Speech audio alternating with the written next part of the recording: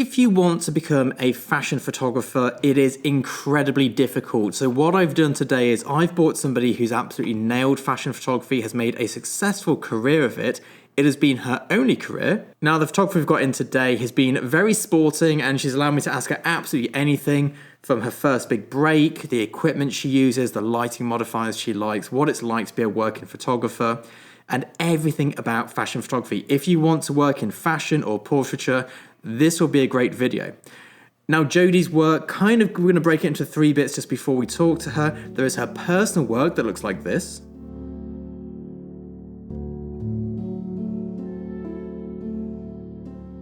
Then there's her commercial work, which comes across like this.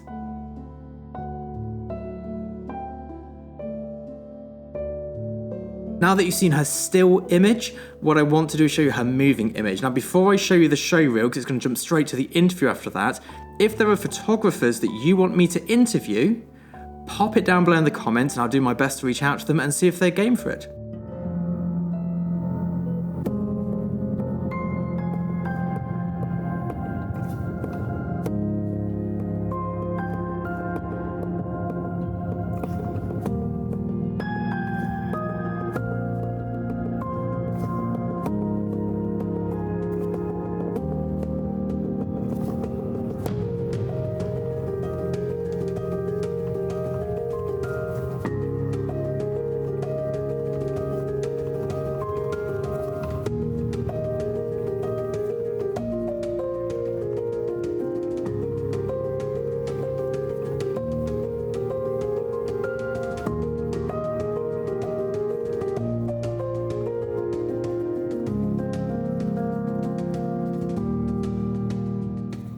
How did you get into photography as an art form? What was like your track from, I don't know, childhood to photography?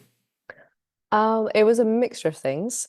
So it first came about when I was in my 5th year of high school, and we had an art project. And up until that point, I was doing traditional art. So I was doing drawings and color pencils and things like that.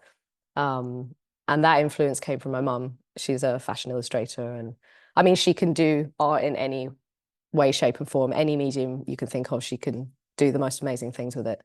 And then when that task came up, we had to recreate a book cover, and do like our own kind of interpretation of it. And we had to do like the research and development and basically show our working in art form. I decided to try a different medium, and my dad, he has always loved photography and he's always loved cameras and technology and things like that. And he saw, I think, the opportunity to like introduce me to it and be like, this is my time. How about a DSLR? Yeah. So he showed me how to use it. And at the time, initially, I was just like, this is so complicated. Like, my brain doesn't really work in that way. And it never has, and I'm not entirely sure it ever will. But he showed me the basics, like, here's the shutter, this makes it brighter, this makes it darker. And my best friend, who's still my best friend, she is gorgeous. So she was like my muse. So I photographed her, and from there, I really was getting into makeup as well. And I remember asking my And mum how one old day. were you at this point, just for American people who Good don't know what the school question. years are? Good question. I would have been 16, I Yeah. think. So it's like my second last year of high school. And I was getting into makeup as well. So initially it was a way for me to record and capture the makeup designs that I was doing. So I kind of did it on myself a lot, and then I would do it on friends and things like that. And then very quickly from that, I realized that it was the whole thing I loved doing. I loved coming up with an idea, creating it in front of me, capturing it, and then I loved the edit as well. I love the retouch. So I was very lucky, to be honest, and I still consider myself very lucky that from a very young age, I just knew immediately what I wanted to do and what I loved doing. And I was also very lucky that my parents were very, very supportive, and they loved to see me take on that kind of creative role. And my sister as well, like, she's an amazing storyteller, writer, and illustrator and artist as well. So kind of an amalgamation of all these influences, the kind of fashion and the art from my mum, and the the kind of technology side from my dad, and then my sister was really great at kind of writing and articulating things on paper, which is always a huge inspiration for me. So yeah, that's how I got into it. Super. And then obviously that was heading to GCSE age, is that right? That was higher. Higher? Is that A level? GCSE? What's What it, like the highest in down south? Is that A level? A levels, yeah, yeah. Yeah, so I would have been then going into advanced higher, which is A levels. So that would have Yep. been my final year. And I actually quit art at this point, which was very controversial for me. And my teacher was really, really annoyed with me that I quit art because he's like, you have so much potential, so much talent. But I was getting so frustrated with being pigeonholed and being put into this. Like, and I understand, look, at the time I was really, really frustrated. But looking back, I understand. I mean, I don't agree with it, but at all, but we're kind of taught how to pass an exam and Yeah. how to tick a box. We're not taught how to express ourselves, how to be creative. There might be elements of that that come up, but ultimately we're not really taught how to be a good artist. And I just found that really frustrating. And I think also by that point, I already knew what I wanted to do.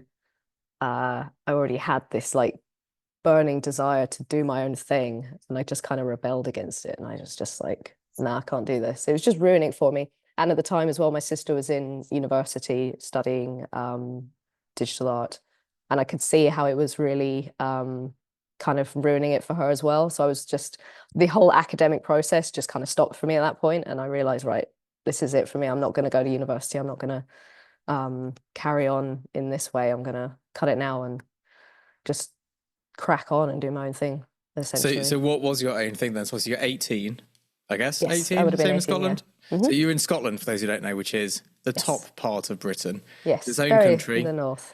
And which North, part of north. which part of Scotland are you in at this point? Are you in Edinburgh yet, or are you? No, I was still in the Cairngorms, so I was in Nethybridge, Strathspey. That's where I was at the time. So in the Highlands, which is not a bustling area for fashion, obviously. Not very. Not as a hub anyway, but yeah, it was such a, and it still is such a huge source of inspiration for me up there. It's beautiful. You went there recently, I and I'm did. It sure was you can very good. attest that Yes, it is we all gorgeous. looked at the house prices and we were going, well, I bet it's really cheap to live here because it's so remote. It is not cheap. It's not. It's expensive It's and so wild. remote. It's I know. It's insane. I mean, it never, it's always been like very sought after up there, but now it's just like, it's because there's so little available now because everything's a holiday yeah. home or an Airbnb or whatever. And yeah, Yeah, it's it's tough. those English people going up there to pretend to be one with nature. Yeah. But there we go. So 18. So when I was 18, for context, I was an athlete. I was going into university. I had a very regimented and controlled life, thankfully. Otherwise, I'd be dead. So I literally had lessons to attend, which I even struggled to do. I had 2 to 3 training sessions a day, which I, always turned up for. But the other stuff around it, not so much. Like getting my laundry done to make sure I had clean clothes was a mission. Everything was like hard. And you've gone, and we had like this support network around us because one, we're athletes. So I had like literally people checking that I was eating food and the right food. Mm. Being at university, especially in the first year when you're 18, they say it's your first time having freedom, but you don't really have any freedom. You live in a house on a campus where there's people there to make sure you're not messing up. Everything's kind of done for you. It's like it's a taster of freedom and independence, but it's not really. Like it's all very vanilla and controlled. But you've gone from 18, from being within education to leaving education. So you've had all of that around you to having nothing. What was your plan of action at 18 going, well, I'm leaving college and not going to university? What did you do? Well, I mean, my dad has always been a business owner, so he really encouraged me to step into that. And it was terrifying, like it was really, really scary. But at the same time, I couldn't picture myself doing anything else. I didn't, I just was so determined to do it. And I just loved it so much. And I still do, I adore it. It's everything to me. And I was just very lucky in that he was very supportive and encouraging, and he helped me with the complexities around running your own business. So that's what I did. I just went straight into you know, learning by doing and making mistakes early on, taking on very, very small clients, you know, local Do you remember your things. first client? Oh my goodness. My first client. I can remember a selection of first clients. I don't know if I can remember my absolute first one.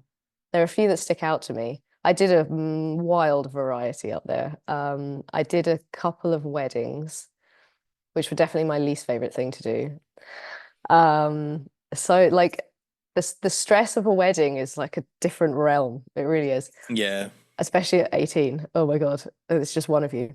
Um, but I think one of my first kind of clients was a scarf designer. She made these amazing silk scarves, and I was very lucky. She just kind of let me play and do my own thing.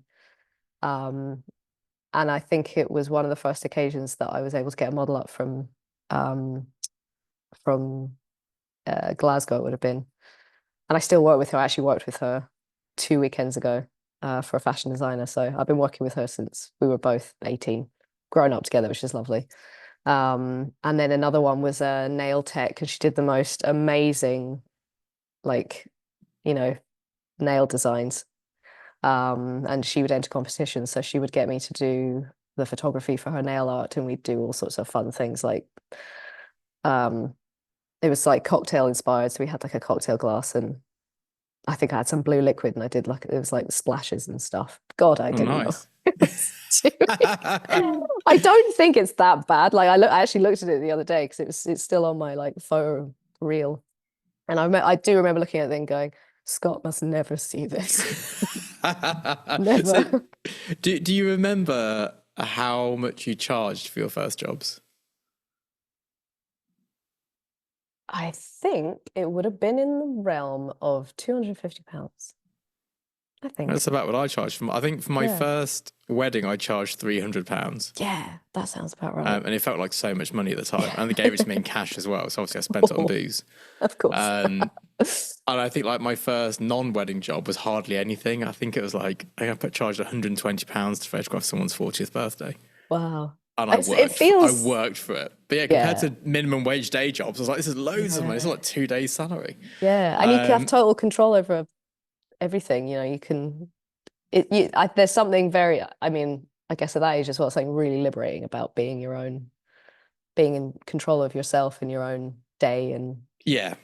things like that. So so since starting as a photographer at 18, um, how long have you been in the industry for? Without giving your age as a rough number, what's your 13 13 years? years? About the Is same that amount of right? time as me then, Yeah. yeah. That Yeah. sounds about right. Yeah. Um, so what have you done so far? Like if somebody says, you know, we need a CV from you, what goes in your CV is like things you've done? As in clients.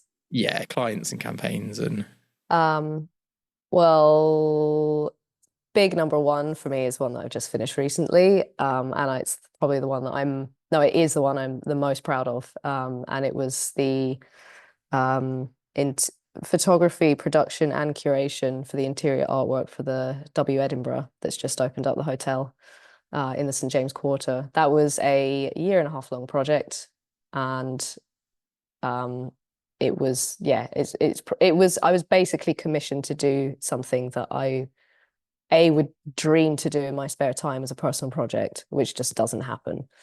And something that I started to do when I just left school. It was like the first kind of big personal project that I tried to take on. I made into an exhibition.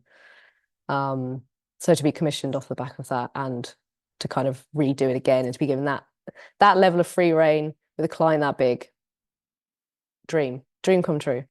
Another one was this year as well for Nokia. That was amazing. Loved that because it was all fashion based, 90s fashion as well. And it was the phone that we all had, the yes. 3210. Oh my God, what a dream that it was to do that and to see it again and with the snake and everything. Amazing. I shot for Expedia Media. That was over lockdown. That actually day one of shooting that was day one of lockdown, and we were in the Dominican Republic and we all had to get evacuated. Spent some time in the sea. That was a highlight, but otherwise very stressful. I bet. Yeah. Yeah, it's very stressful.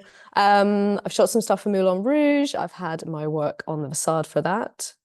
And yeah, I've done some alcohol things for Glaver, Nicholson Gin, and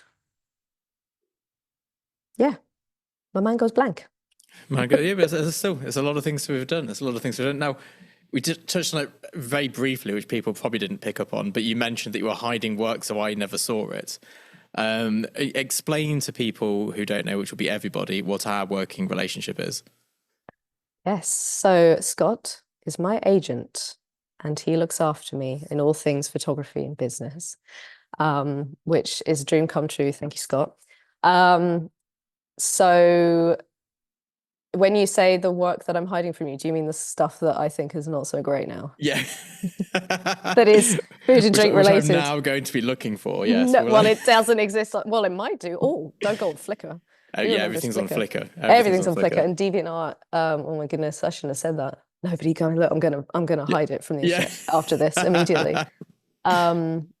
Yes, and obviously, you are a phenomenal food and drinks photographer, and it's obviously something I dabbled in the past, and I had absolutely no idea what I was doing. So, yeah, I mean, I did it when I was 18, so please forgive me.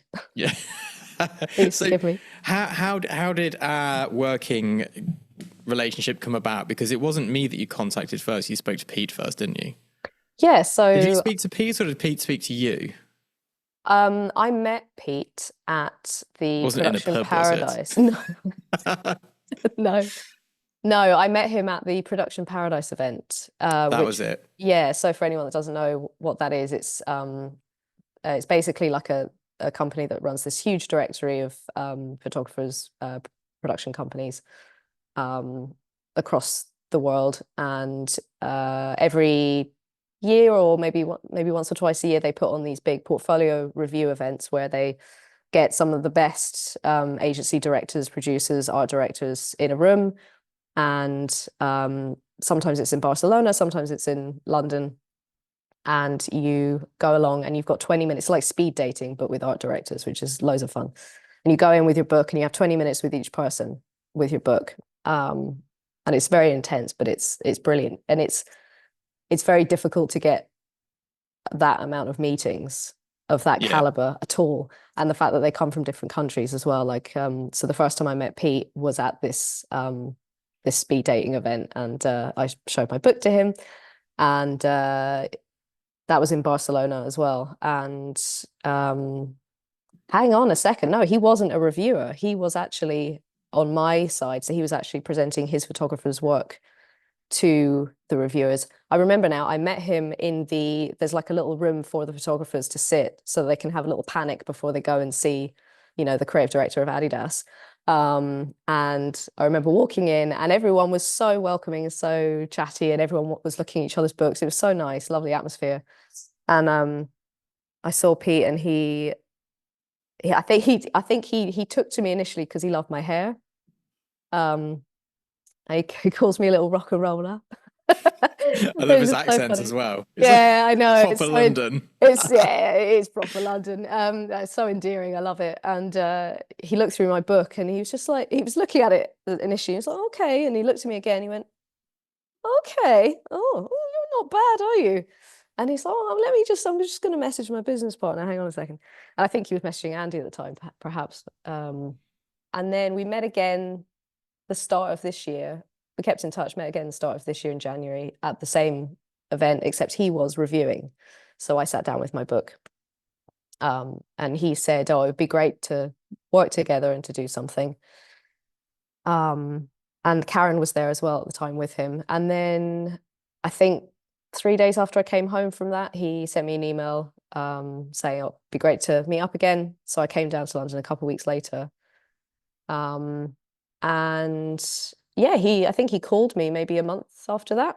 And that was after he was putting me forward for some stuff as well. So yeah, it all came quite quickly. But at the time he said, oh, we've got Scott on now as an agent, and think that you guys will work really well together and you get on very well. And little did I know I didn't know what you looked like. I just knew your name. And the day before I had my Zoom call with you, I was looking for like some ideas for some new gear because I'm sick of my lights. I'm so sick of them.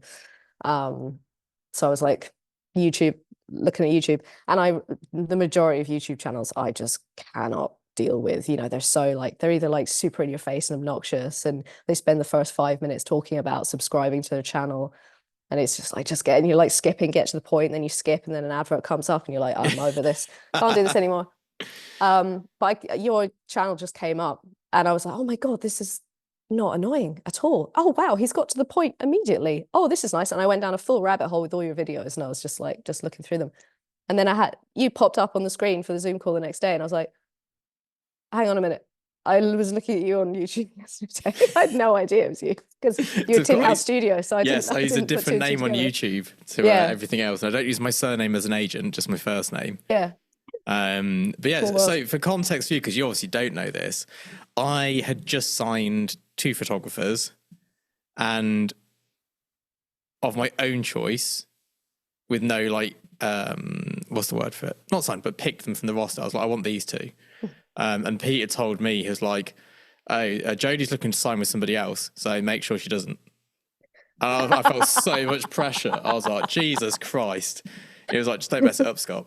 You're one chance, my man. Yeah. I was like, okay, I'll make sure she signs. Don't worry. We'll Yeah, that was intense. Yes, I had interest from someone else as well at the very same time. And it was one of those things where, because I've been looking for representation for so long. And it's really hard, it's very, very hard to get even a meeting with anyone and kind of stand out. So at the start of the year, I was like, right, I'm just going to stop looking. I'm just going to do my thing. It'll come to me. I'll keep putting my work out.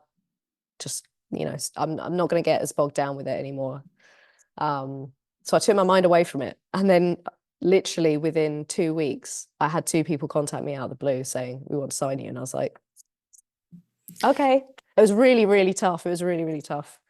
I'd say that was very similar for me as well. When I signed with my first agent, I couldn't even get a meeting. And then I think 2 agents wanted to sign me at the same time. Then when I went to sign at LPA, I had the option of 5 different people. But leading up until the week of signing with LPA, nobody wanted me. And then I left LPA very quietly and moved to Agent at Large. And literally after announcing it, loads of people were like, oh, we'd have had you. Next time, think of us.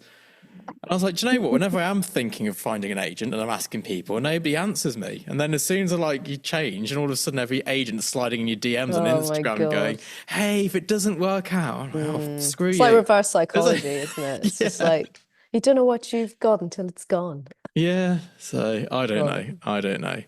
So life with an agent, how's it different? Obviously, we're in unprecedented times in the industry at the moment. So it's probably slightly worse than life without an agent in a lot of ways. If you compare it like 3-4 years ago. Yeah, it would definitely be so much worse. I mean, big thing number 1 is I don't feel alone. That is the big thing. And I think anyone who's in this industry can agree that it's very, very, very lonely. It's very lonely. And the big thing is when you're quiet, which is something that seems to be happening all over the place at the moment for a lot of people. It's very, very easy to get into a spiral of, oh, what's wrong with me? What am I doing wrong? Why does nobody want me? And you just kind of tumble down into this pit of despair, and it's not good for you, and it's not good for your morale or your motivation to keep going. And you can see how a lot of people just give up and give in because it's degrading to be in that place. So for me, the biggest thing is just having someone to talk to on the other end of the phone and just reassure you that, it's not you. As much as I hate hearing that, it's a lot of people, it's just nice to know that, you can step out of your own head for a second and just having someone to bounce ideas off of. And I mean, this is one of the things, I'm in a point where I need to start kind of branching out with what I'm doing. And you were straight on the phone, like, right, what are we going to do? This is what we're going to do. Sending me a list of things, giving me ideas, motivation. Those are the big things, particularly right now. Yes, And yeah. it's made all the difference. Honestly, I don't know how I would have gotten through the last few months if it wasn't for you being on the other end there. I really don't. So thank you very much. Oh, you're more than welcome. I'm glad it's been useful at least. It has been very, Um, very useful. so I think we got a job pretty much straight away, didn't we, Mm. initially? Yeah, we did. I think like Um, within 3 weeks, which was amazing. yes, which is good. Which was wasn't a major campaign, but it was a Yeah, it was pretty decent. Yeah. decent job. It's good fun as well. It's so It was a it was the fun right amount of campaign. silly. I enjoyed it. Yes, I like that. The right amount of silly. We Yeah. should. I mean, I needed a bit of silly at the time as well, just something Yeah. light-hearted. People Yes, hungry, cheese, absolutely. love it. Give me But more. yeah, since then, jobs have been cancelled, budgets have been cut to a point that I actually genuinely got asked by an agency last week what my hourly rate would be for a 2 hour job. Wow, by an agency. Yeah, Oh by my like a goodness. proper agency. They're like, because the client's budget's really tight. I was thinking in 2 hours we're going to unpack. Yeah, takes Like, 2 hours to set up. If you're lucky, if you're I really lucky, know. it'll take 2 hours to set up. I was like, I just said, so it's not something we can do. But No, I like, don't know how they get anyone to do that. they'll find somebody, Yeah, and I then know. the It's an annoying client thing, will isn't be it? unhappy with the work. Yeah. So because we're on YouTube, and as you know, YouTube likes a certain amount of information on certain things. We've touched on some of the important bits so far, but what we need to know now is what camera gear you're using. Haha. So what camera do you what's your like go-to camera, like the one you have every day, and what's your favorite camera to shoot on for stills? So my go-to and favorite, I can put them in the same category, is Go for it. the Canon R5. I started off with a 5D Mark II, which is legendary and it's still going. Yeah, And mine I'll is as well. never, yeah, I mean, it's such a good camera. And I remember when that episode of House came out that was filmed on that camera, and I just was sitting there with mine. I was like, made a good choice. You've never Um, made the video look that good though. yeah, they used it because they had to film in tiny caves, and the Venice wouldn't fit. So yeah, that is my favorite and my go-to. I love it. I've always been, I think, because my dad's always been Canon, I just stayed with Canon. I know it. And like I kind of sort of touched on at the start with my little story, I'm not massive on tech, and I'm not as kind of intrigued and fascinated by it than perhaps most photographers. Controversial. It is a means to an end for me, and it always has been, and it always will be. Don't get me wrong, I have a big appreciation for what they can do and what certain things can do, and the effect that some lenses can have, and when you see the difference between the kind of quality of different things. And I noticed that there's a difference in quality from like a phase one and a DSLR and that kind of thing. But it is a means to an end. If it works and it produces great results and it's intuitive, and the less I have to fiddle about with, the better. I'm very how did happy. you find the change from looking through the lens to look at it like a digital? That was so weird. That was so weird. What, because of the viewfinder? Yeah. It was so weird. I was like, ugh. It's got this weird, like, it takes a while to get used to. So yeah, I've still not got used to it yet because I've just started shooting portraits on my Fuji. And Okay, yeah. the image quality is amazing, but I can't get to grips with the viewfinder not being real time. Yeah, it's very, very strange. And when you like take when you press the shutter and it kind of disappears, and then it like, I mean, I don't know if you can change this on settings, but like the picture like pops up in your eye as you're shooting. You're like, I'm sure everyone watching this is like, yes, you idiots, you just turned this setting off. But I was doing like a burst of 10 frames, and there's always like pictures flashing up in my face. I was like, oh my God, what's going wrong here? It's so confusing. And I know, like, every time I, go on a shoot, I swear, like my digi, he's always like, I'll say like, oh, it's so annoying that this is happening. He'll just come over to me and just be like, just turn this off. Yeah. Like, oh, thanks so much. Or he'll be using my capture or something instead of his for like smaller jobs, and he'll just be like, what is going on with this workspace? Like, and he's like organizing everything for me, and it's just, Oh, I mean, we all love a digi, don't we? They are just the best things in the world, Yeah, and they make my good life so much better. digitech. Yeah, you I'm can't always beat like, them. I've got three matching camera bodies and none of them have the same setup. Could you make them all match, please? Thank you so Here's all much. my stuff. Do the thing. Make it work. Make it Thank you very work, much. please. Yeah. So, lens wise, what's your usual daily lens and what's your favorite lens? Um, my favorite lens is still the 85 mil.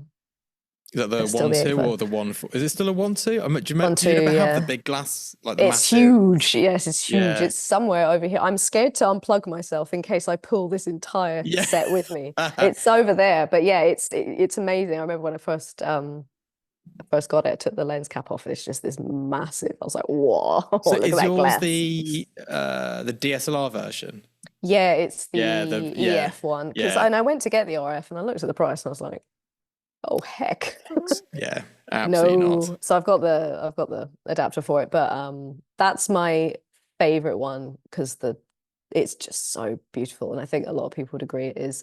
But my go-to is actually a zoom lens, controversial, I know. It's the 24 to it's the one that's on my camera actually just now. Is it the 24? I think it's that one anyway. Yeah, it's 24 to It's 70. funny you should say. So I've got the even more controversial.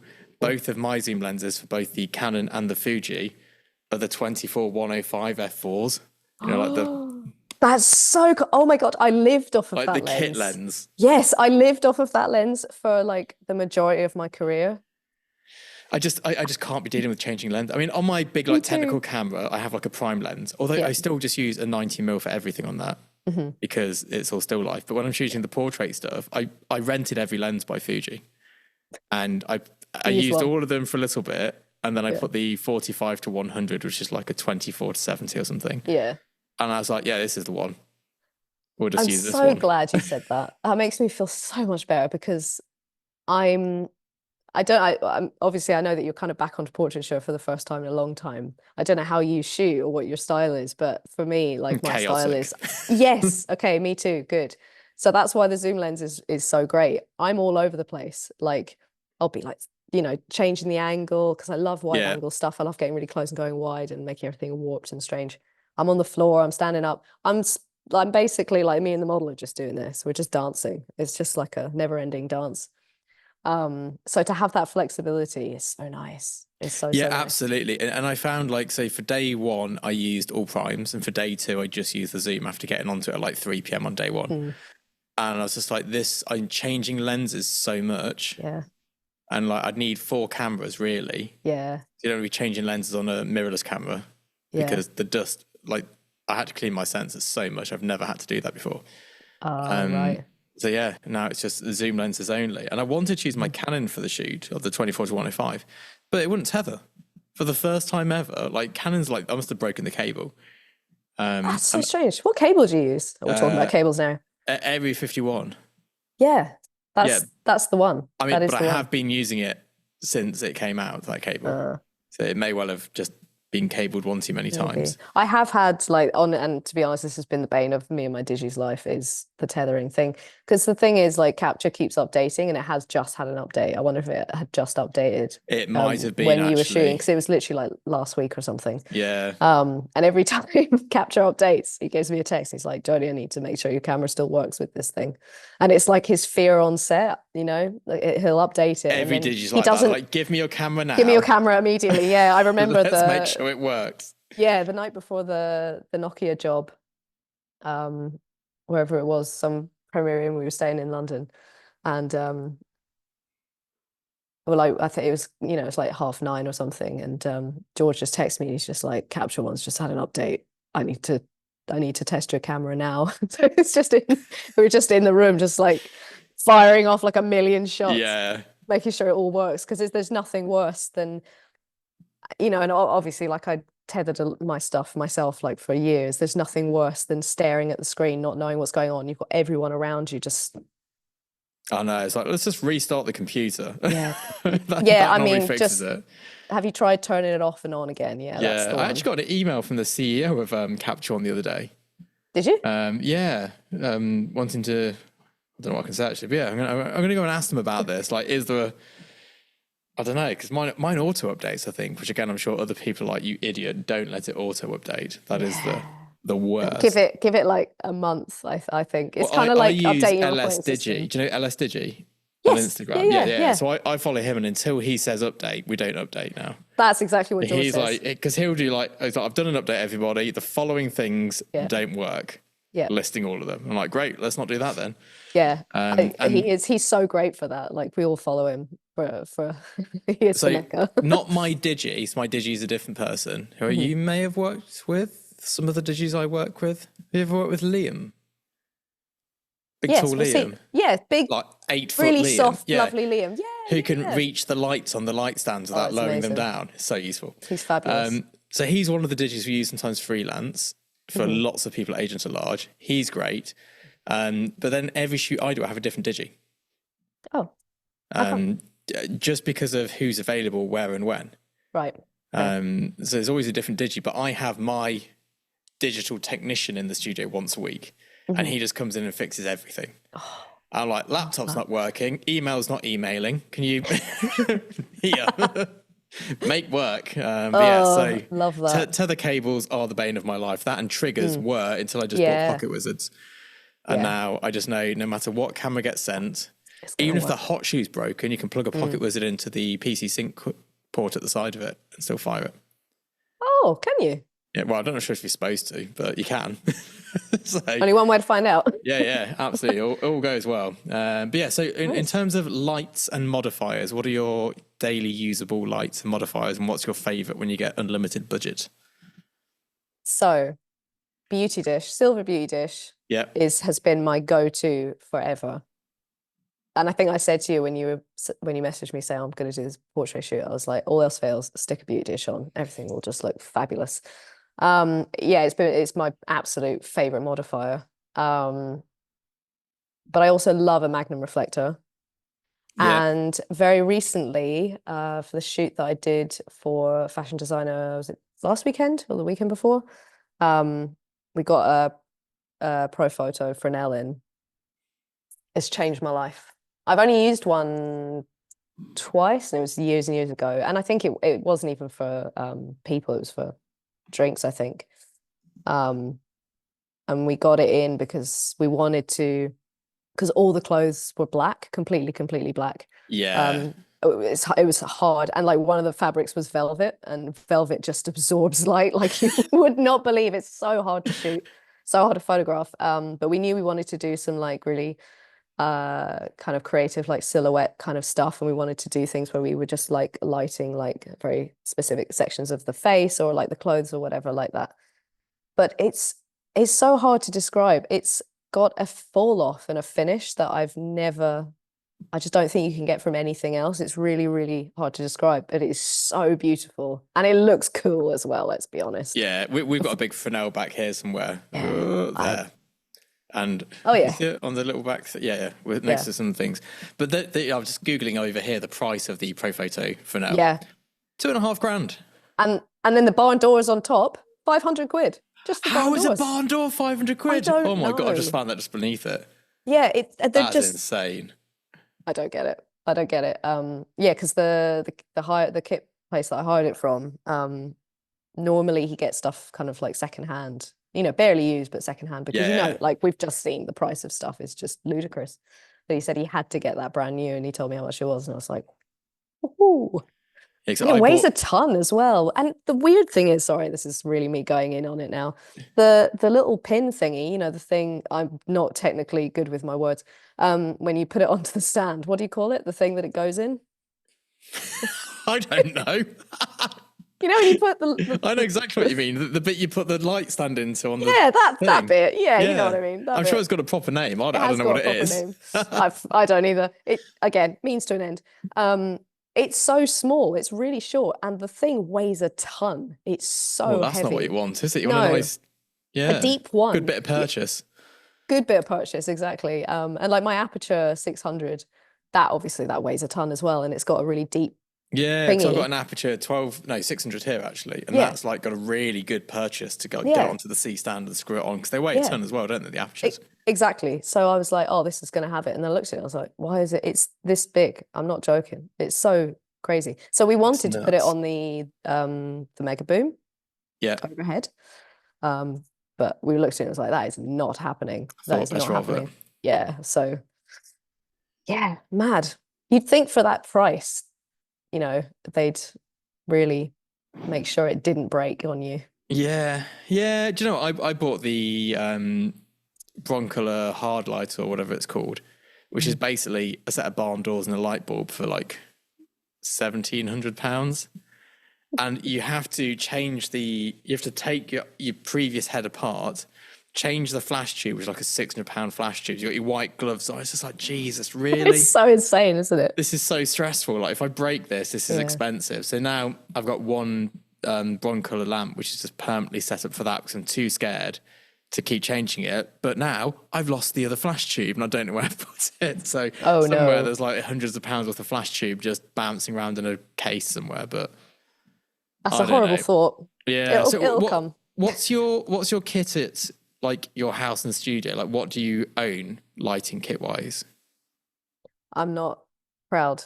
I'm not proud of what I'm about to say. Go Okay. on It's then. been a hard couple of years, right? Is it Ellencroll? No, worse. It is Godox, guys. Which ones have you got?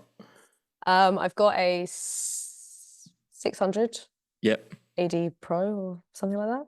I've got two 400s and I've got two 300s, I think. Um, And then what do you do for jobs? Do you take those with you, or do you just rent it all in? I rent it. Yeah. I Yeah. mean, it served me. So I had Bowens before.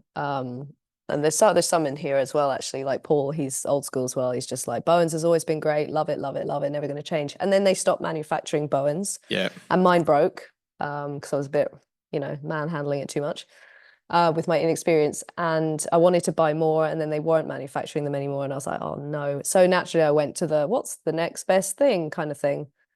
So I got into Godox, and obviously, like I didn't want it, but it's so hard to, even just like one light costs so much, and ultimately, for the jobs that I mean, all jobs matter. All jobs matter, of course they do. But for the jobs that where there's budget and you get the stuff hired in that you need, and it's all assumed that that's what happens.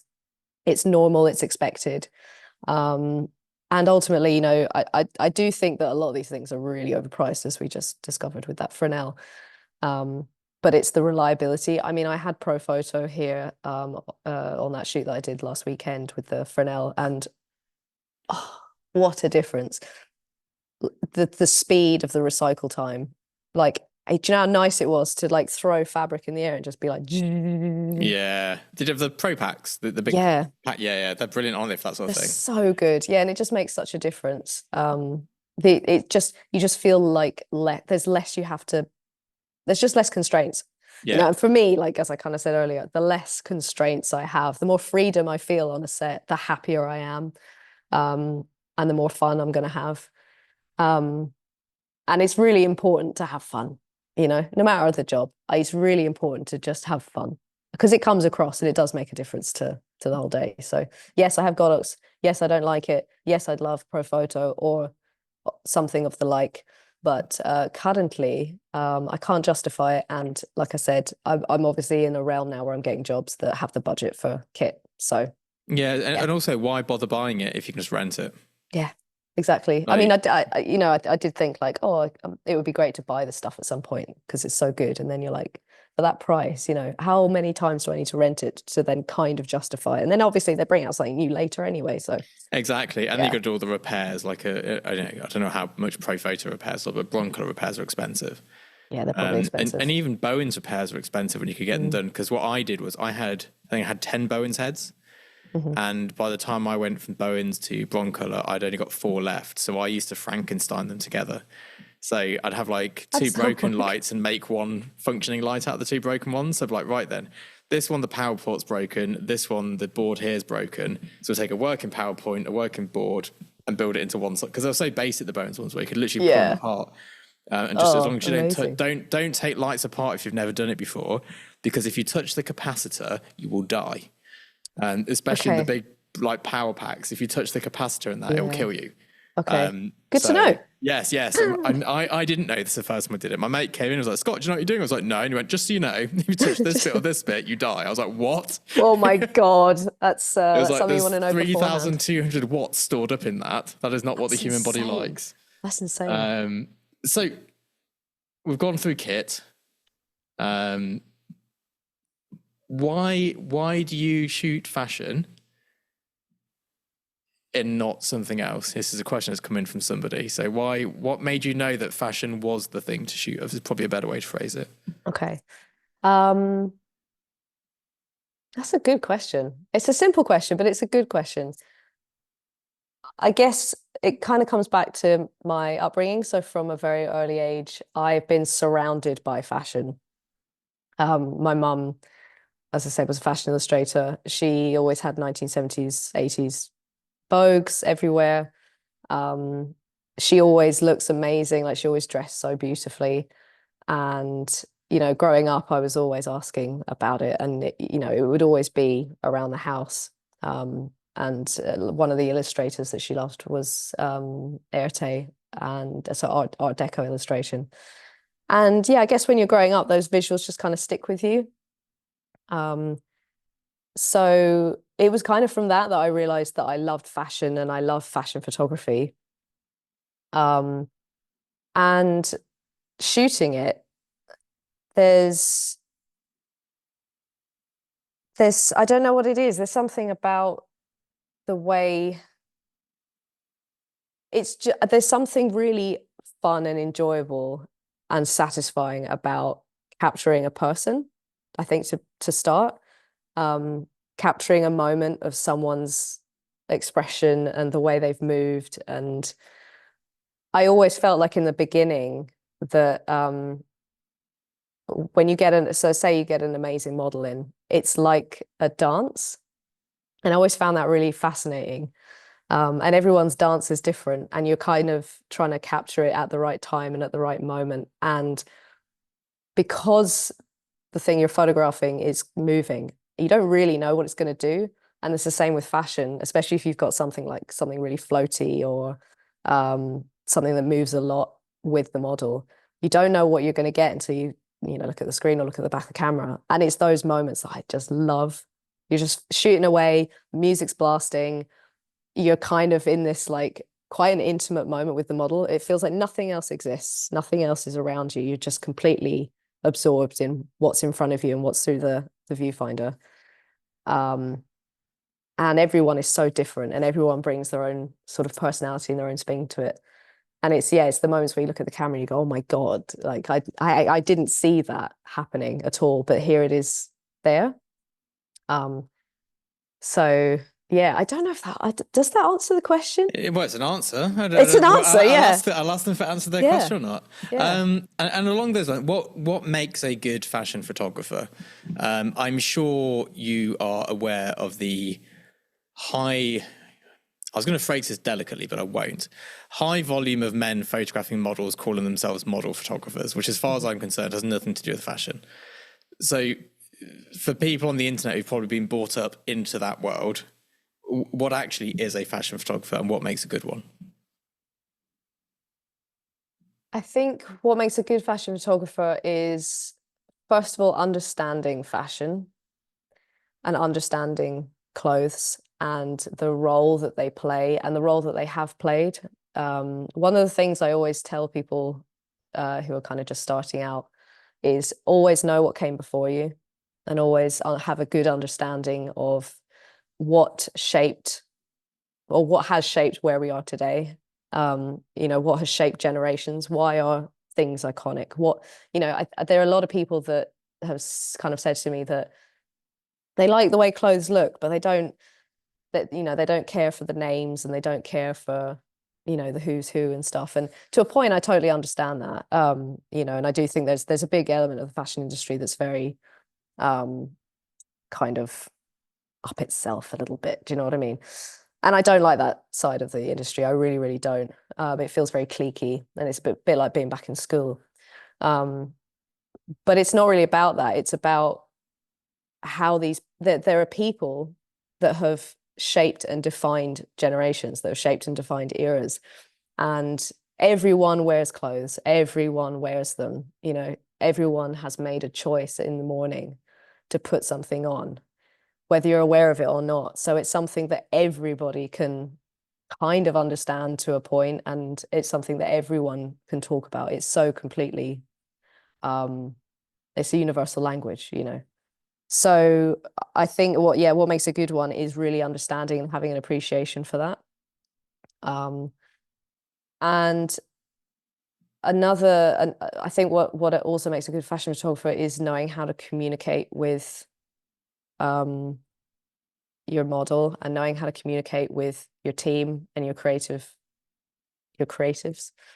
I've met a couple who are very, very, very quiet and very, very insular.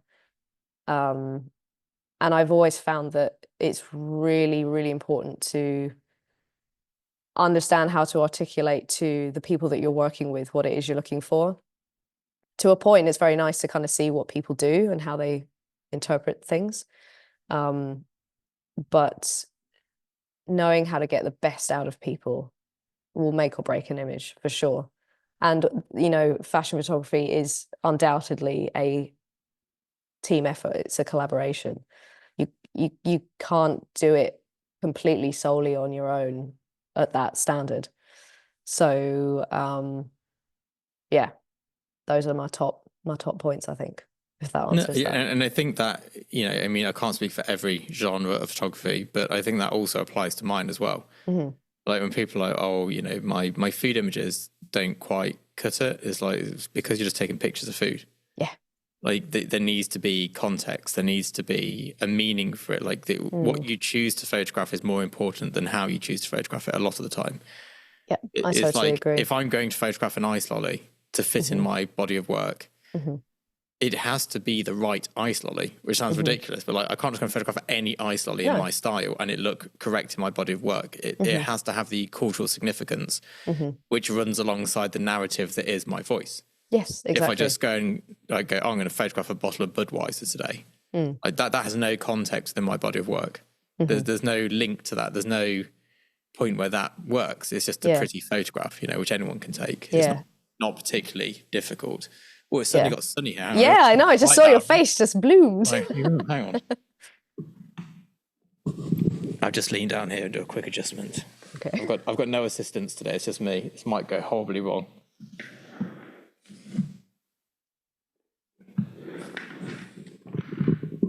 No, it might be the window light. Let's try that. There we go. We're better. Nice. I've got a massive video light on 2%. Oh wow! Really utilising its full potential here.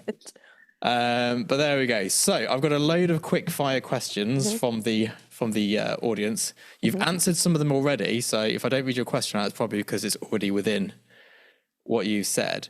How do you find a balance between maintaining photographic style and niche that complements but doesn't compete with the fashion, or do you match the fashion? Like so you've got a style of your work, obviously, which is why we liked you. But say there's a designer that wants to work with you and theirs contradicts what you're doing. How do you balance that? How does that work? Oh, that's a very good question. Or does it just not happen? It depends. I think if someone comes to me and they say, we want it like this, and they're giving me references of someone else's work and it is completely different, I think I have to be honest. I have to say, look, this isn't my style at all. I can try and recreate it, but it will never be the same. And I'm a huge believer of, I am the best rate version of myself. I'm not going to try and be a second rate version of this other photographer. And if you want me and you want to book me, then you're going to get me and you're going to get my style. Obviously, I can adapt and I can adjust and change and things like that. But if it's completely different and it really competes with my style, I'm not going to change kind of how I shoot and who I am and stuff to kind of fit in with that. And usually there is a way to get a happy medium. So I'll put forward a suggestion, because sometimes you'll get people that maybe don't quite know what it is they want. So Yeah, they're just yeah. kind of throwing visuals at you that look cool, but Yeah, they I get that. don't It's like, here's understand. loads of cool pictures. Like, great. Yeah, but they haven't thought about like, but is this the style you want, or did someone say, "Oh, this is cool"? Because I get that a lot. Like you'll get someone that says, "Oh, I love this picture they did where they threw flour in the air. I like it's cool." And it's like, "Yeah, but does it fit with the theme?" No. Maybe we won't do it. Oh, Yeah. okay. And it's just there's always an element of talking clients through things and kind of helping them get to a point where they are happy with, yeah, that's what I want. So I think to just blindly go in and be like, yeah, okay, I'll do that. Yeah, then you're gonna likely get to the end and they're not really happy, and you've got to guide them. Yeah. I think so. Yeah, Yeah. I'd agree. We get the occasional brief come through, and I look at it and go, that looks like documentary work. Mm. Like, but they've gone, oh, Scott takes nice pictures. Like, there's always Yes. something Yeah. weird like that. Oh, it's just not my thing. And I actually just say no. Yeah. I don't even try and negotiate because I always think that it's probably going to end up being a disaster if they don't understand that what I do is not what they want. Yes. It's a bit Exactly. of a, yeah, I like, yeah. Has social media impacted your business in terms of clients using influencers instead of hiring a professional photographer to shoot a campaign? Yes. Really? Oh, go on then. Do I tell. think so. I mean, I'm trying to think of It wasn't spec David Beckhamson, was it? That's a very good example. It It's a didn't very good lose the Burberry example. campaign to Brooklyn. I've had previous clients that would use me very consistently, and then I'd start seeing, I'd stop hearing from them, and then I'd see on their feed that they were using like kind of what do you call it, like TikTok style videos and stuff to promote their work. And I get that there's an element of um, trying to go with the times and trying to go viral and just trying to get on that and saving money as well. Like I get it, but um, I have also had a lot of agencies as well saying, we want you to do TikTok videos and like film it. And I'm not, and then it'll get to the point where they're like, oh, just do it on your phone. And I'm like, it's kind of gone past the point of, and they're like, oh, we know that you're probably too good for that, but, and I was like, I just think it's a strange question. Have you ever been Yeah. asked to shoot something on your phone for a campaign? Yeah, I've shot a couple of campaigns and phones actually. How did that go? Yeah, fine. Oh, I okay. think. I thought it looked all right. I don't think they're on my website anymore. Yeah. But it's interesting. So my girlfriend is probably the definition of an influencer. She was on the Bake Off, so she gets hired to do things based on who she is, not what she can do. So she's often doing TV work, and she'll come back and they're like, "Oh, we need some pickups from home." And I was like, first I was like, "I'll film those for you." And I filmed them. They look beautiful. Sent them over, and they're like, "Can you do it again, but on a phone?" Yeah, they don't want it They polished. don't want it polished. Yeah, So exactly. I don't feel that that's losing out on work. I just feel that's a different medium. And it's Yeah. I've never had like an influencer get a photo shoot over me in the way that Brooklyn got the Burberry campaign. And Yeah. I always feel that the fact that everyone can only ever name Brooklyn Beckham getting the Burberry campaign as the case in point says that it doesn't happen as much as, like, I don't think famous people are stealing as many photo shoots as people think they are, because that's always the reference point. But I think you're right in that a lot of what would have been professional photo shoots, they've now realized they can get better engagement and spend far less money getting an influencer in for, like, say, $2,000 a day. Yeah. So you pay an influencer to, I mean, even for my YouTube stuff, to be fair. So someone was like, how much is it for a shout out in a video? And I told them, I was like, if you want a shout out, it's £500. And they're like, well, how long does that last? I was like, about 20 seconds. How long's your name? Yeah. I was like, today's video is brought to you by, Yeah. and it costs £500. And they're like, why is it so much money? I went, because I've got an audience that you want to tap into. And my value is not the work I'm putting into making it, it's the audience. Yeah. And that's one side of the business which didn't exist. Well, it did exist, but it wasn't as prolific 5 years ago. Whereas now it's really prolific. So much so that, like I was saying earlier, I was trying to find wet weather gear for dog walking. I cannot find a single article about it that isn't a paid article. Yeah. Like, I'm on like page 20 of Google and it's just adverts. And the internet's kind of ruined because of that. Like you can't just Yeah. find information. Honest information, yeah, that hasn't Yeah, been influenced. Yep, exactly. Which, 100%. which is why one of the things I don't do is a brand video. So like I won't do a Rode mic video Yeah, paid for by Rode mics. Rode yeah. mics can sponsor a video, so it's very clear that today's video this isn't, but like today's video is sponsored by Rode mics. Mhm. But it won't then be about the microphones, it'll be about a different subject matter. They're just getting an advert within it. And I Yeah. think it's such a weird like change at the moment.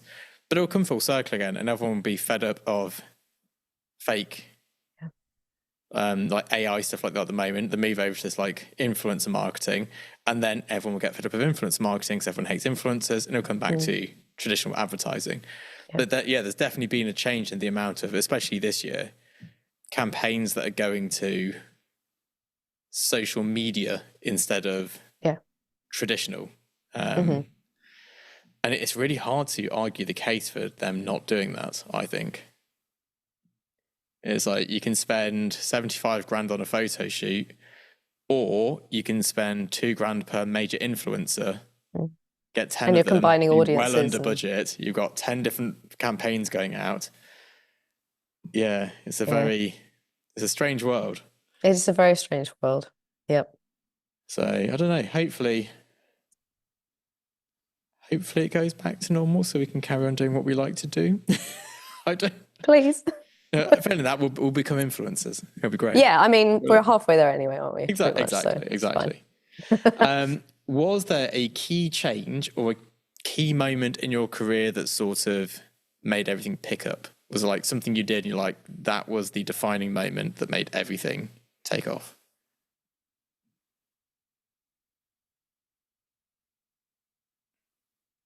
fine. Or not? Defining moment. I feel like Or photo, a defining photo maybe. so I would say it's more like that. There wasn't a moment where I was just like, and we're off, you know. It was definitely a slow burn, and it was, to be honest, so like most of my biggest campaigns have come from personal projects. So which is why I'm a massive advocate of shoot personal projects, completely unbridled joy of the things that you would love, no influence of anyone else. You do what you want to do with total control. A bit like the biggest job that I've had is that W Edinburgh job that lasted a year and a half, and I wasn't just the photographer, I was also the curator as well. So there was like a secondary income stream that I had from that. And that came off of the back of a personal project I shot when I was 18, 19, up in the Highlands. And I remember doing it and at the time and think, and it cost a lot of money, obviously, well, at that point, at that age. And I spent a year and a half doing it, and not really much came from it. You kind of hope you do these massive projects and something comes off immediately. I did get my work in a couple of art galleries, which was really nice, and I worked with an art gallery for a while off the back of it, which was great. So some little bits and pieces came off of it, but I remember thinking I did all this work and I did all this effort, and God, I hope it goes somewhere, and then bang on, 10 years later. That is a slow burner. It's a slow burn, but you got to be here for it, okay? You really gotta have, be here for it. And that's why you got to the word persist was never more relevant until right now. But 10 years later, those pictures that I now look at and go, they are what they are, I was very young, and you can see that I was young. 10 years later, unbeknownst to me, the the architects and interior designers, Jessica and Wiles of the W Edinburgh, were using one of the images from that series in all of their digital mock-ups, all their CGI mock-ups in their bedrooms. They didn't know it was me. They didn't know I was from Scotland. They didn't know I lived 10 minutes down the road from the hotel they were building. They found the image on Pinterest, located it to DeviantArt, I think, found my name and email from that, and then emailed me. Brilliant. And they were like, "Oh, we want to license your image. Would you be okay with that?" And I was like, I'm so flattered, guys, but I did that so long ago and it's not great. I can do better. Please give me the chance to do better. And I don't think they asked for it, but I gave them this big deck of all these ideas and all these things that we could shoot, and basically a whole series of images that would go with the hotel. And they loved it, and they really appreciated the me kind of going above and beyond, and the enthusiasm I had as well for it, because I saw this opportunity to basically reshoot everything that I'd done at a very tiny scale with very small resources, but for a brief, for a brand. And you know, I just saw this amazing opportunity, so I was like, this is not going away. I am doing this. And yeah, they were very good to me, and they really looked after me with that. So I know that sounds like a long time, and that's only one example. I've had multiple other really big jobs off the back of stuff that I've just done in my spare time that I thought, this probably won't, this isn't for anything massive, it's just for myself, and the right person's seen it. So, but I'd say, I think probably the question you get from me most is like, what are you testing at the moment? Are you working on anything? And the question I get from Karen, who's my main point of contact at Agent at Large, in terms of work, Pete's my main point of contact in terms of going to Soho. But like when it's actual work, it's he's the Soho contact. Yeah, he's the party contact. Yeah. But I'll be like, Karen's like, what are you working on? I've got these ideas that you might be interested in. I found this brilliant print book. Have a look at it. What do you think? Like, she's always sending me something. Although the other day I didn't read a message, I thought, it's probably just some more ideas and stuff. She'd been bitten by a mouse and was off for like a shot at the hospital. Oh no, she'd been bitten by what? Rescuing a mouse from her cat, and she got attacked by the mouse, and she had to go and get like a rabies shot or something. Like, oh my god, some sort of shot like that. Yes, I know. She was like, it's ridiculous. Poor Karen. I was like, oh no, poor Karen. I thought it was just more ideas. No. I was like, oh, sorry, I didn't reply. I was having a day off. Very rare for me on a Saturday, because this is Sunday now, obviously. Yeah. This is probably going out on Monday, which is exciting. Assuming I've worked out how to edit this and make it all work in post. Oh yeah, no. This is the first time doing a live Zoom interview, I think, rather than an in-person one. And I think I've got Tom. You know Tom? Which Tom? Tom from Agent at Large. Yeah. Yeah, he's coming over for an interview. Really? We're going to do one in real time, like face to face. Oh, nice. Oh, that's exciting. That'll be good. So you see how that goes. But so for those who don't know, because they have jobs, you've never had a job. So you have no concept of what working life for the masses is like. And I don't know whether that's a good thing or a bad thing. Me neither. So what I'm fascinated to know this. This is more questions from me rather than anyone else. No one asked this. This is my question. What do you do? So it's Monday morning. You've not got a shoot on, I assume. No, it is not that I know of. I'm not sure. Moonlighting. You've not got a shoot on. It's Monday. What do you do? Like, when do you get up? What's your day? What happens on a day of somebody who's never had a job? Every day. It changes. What's Monday looking like? Go through Monday for us. What are you going to do? Okay, so Monday. Yeah. So I tomorrow, did tomorrow. Yeah. I did a shoot whenever it was, last weekend or the weekend before. I have an enormous amount of retouching to do for that. I think there's like 70 images from that, because it was a brand new fashion collection.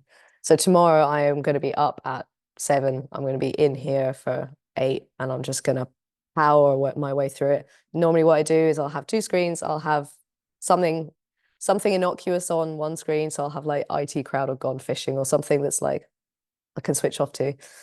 And then on my main screen, I'll do the retouching, and I'll just power my way through it. And I will do that all day.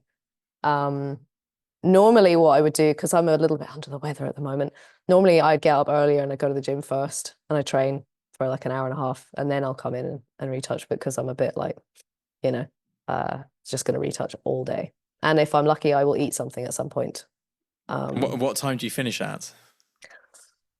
Sometimes I clock out mentally at like 4, because I can't do no more, or my eyes are starting to go cross-eyed. It depends, to be honest. It's all down to how long my eyes can can go without Yeah. like going red and And streaming. are you on a full-on like calibrated ISO, and what are you editing on? At the moment, I'm editing on the Mac 24-inch, the newish ones that you can have in like different colors. I desperately want to change my whole editing setup though. I want because at the moment when I say 2 monitors, it sounds like I've got like this really cool setup. No. I've got just my 24-inch, 27-inch iMac, and then I've got my laptop on the side just with whatever crap I want to watch. See, I've had to reduce mine to a single monitor setup. I had a 3-monitor setup. 3. Oh, and what happens is nice. I start editing on my main monitor. I've got something playing on this one. I open up Google Chrome on this one, and then and like before I know it, I'm just procrastinating. So I have Like, one ooh. monitor, and I only have my editing on there, nothing else. So all I can do is look at the editing, and like I can have a radio on or something. But yeah, if I've got a second monitor to mess around on, the editing doesn't happen. It's just a bit. Yeah.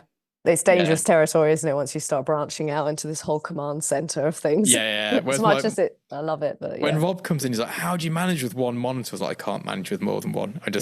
I get so distracted." I do less work actually. yeah, exactly. It's not a production thing. It's the opposite. It just goes horribly wrong. Yeah. But there we go. So yeah, do you keep office hours normally?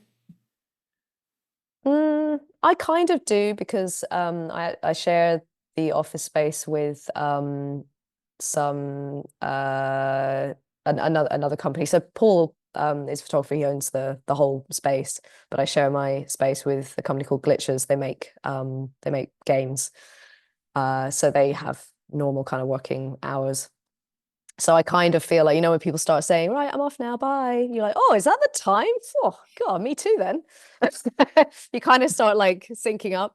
But it really depends. Like if I'm on a roll and I'm like really engrossed in what I'm doing, I will stay until, like I said, I can't see anymore. Yeah. So that, to be honest, like there's been the last kind of month, I've been in until like 8, 9 p.m. just beavering away. Because there's never ending things to do. If I haven't got retouching to do, or if I haven't had a shoot, there's always something, and it's usually in like the marketing side of things, which is my favorite thing to do. Or it's like coming up with new shoot idea and trying to organize that. I did just do a mammoth filming personal project that you know about, and that took up a good chunk of my time, being a producer as well as the director and the concept creator and everything, and managing all those people as well, like just WhatsApp groups, I imagine. Just oh yeah, I mean it was so, and I mean I said this to the crew when I last saw them.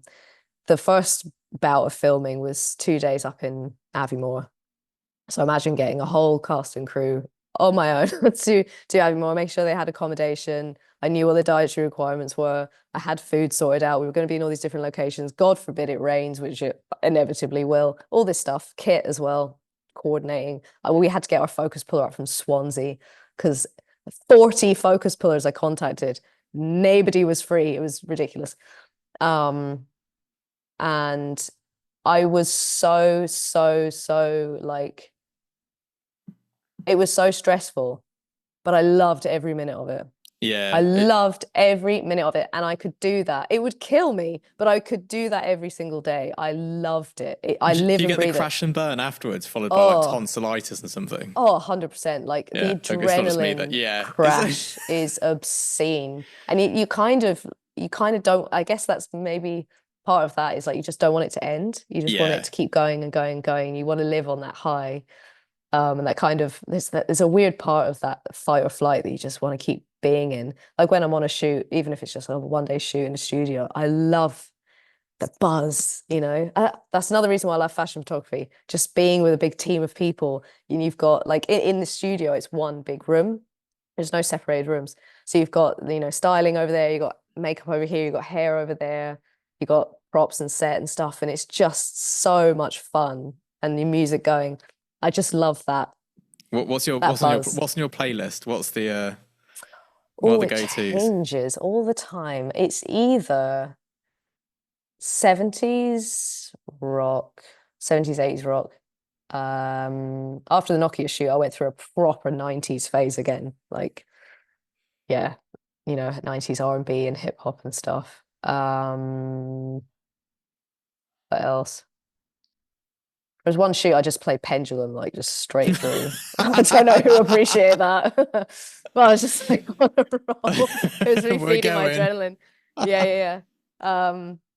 Yeah, so sometimes like if I can see that everyone's kind of like I'll just get my Digi to just put on a Spotify thing and A just Digi leave with a good playlist is always good. Liam's got good Yeah. playlists. Liam always brings out good tunes. Yeah, I think it was Liam that did the music for the Bella Italia job, and I was like, this is great. I hadn't heard of any of it before, but I was Yeah, like, it's always this good is though. setting the mood nicely, and it's not changing. My music does this. It's like it'll be like a calm, chill. Everyone gets in that mood, and then it'll switch to like Limp Bizkit or something, and Yeah. everyone's like, what is happening? Like the mood's just, you don't know what's going to happen next. It's keeping everyone on their toes. You know that after lunch like slump everyone gets? It's Yeah, just we always avoiding got, yeah. I mean, for like still live shoots, they're very calm. Yeah. Well, not always. Most of them are very calm. So we've Yeah. got like Frank Sinatra like blaring out of the sound system in the corner. It's all very civilized. Yeah. But then once there's people involved and stuff, it's just, yeah, like you say, 90s hip hop's a good move. Yeah. As It's is such a any good sort of thing. like rapcore, like you know, remember that weird genre of music, like early 2000s. Yeah. Yeah, that sort of Exactly. works quite well. Yeah. But I'm on a proper like soul to soul vibe. Do you know nice. soul to soul? Yeah, Love. I had it blasting actually, like just before I came on this call, just to like pep me up. It sounds stupid, but it does matter. Like we had a good sound system. It does matter. It really does. It changes. The most important thing for me is what it does to the model. Like Yes. it totally changes their vibe. If you put on, and I can tell as well when they're not feeling the music, they're just kind of going through the motions, even if they're really good and we know each other really well. And then a lot of the time I'll ask models before the shoot, what kind of music do you like listening to? Annoyingly, a lot of them say, oh, I'll listen to anything. Oh, I hate those people. I'm like, Oh, no, I don't come mind. on. It's like, great. Well, Don't what you're going to mind. get now is some very niche, like Yeah. throat singing from. Yeah. You deliberately go, well, you said anything. Yeah. And then they have to say, actually, can we just like not listen to that? Can we listen to this instead? And you're like, cool, yeah, of course. I want them to be dancing to what music they like, because I also shoot better if I'm listening to stuff that I like listening to. Yeah, I Kind of singing along while I'm going, and it's just it's nice. One of the big things I noticed is, so when I shoot still life, the music's on for me alone, because I'm the one doing stuff. Yeah. When it's portraiture, though, it's on for the subject, not for me, and I have to suffer whatever works for them. Yeah. Yes. Although, look, I like most stuff. Like I can get down with some Taylor Swift. Like there's no. Is that a request? Yeah. Oh no. I can do Taylor Swift. I can do that. I can get that going as well. But yeah, amazing. Right then, we should wrap it up. But thank you so much for your time. Thank you so much for having me. Yeah, you're more than welcome. It's been great having you all along again. I'll see you all soon. Bye bye.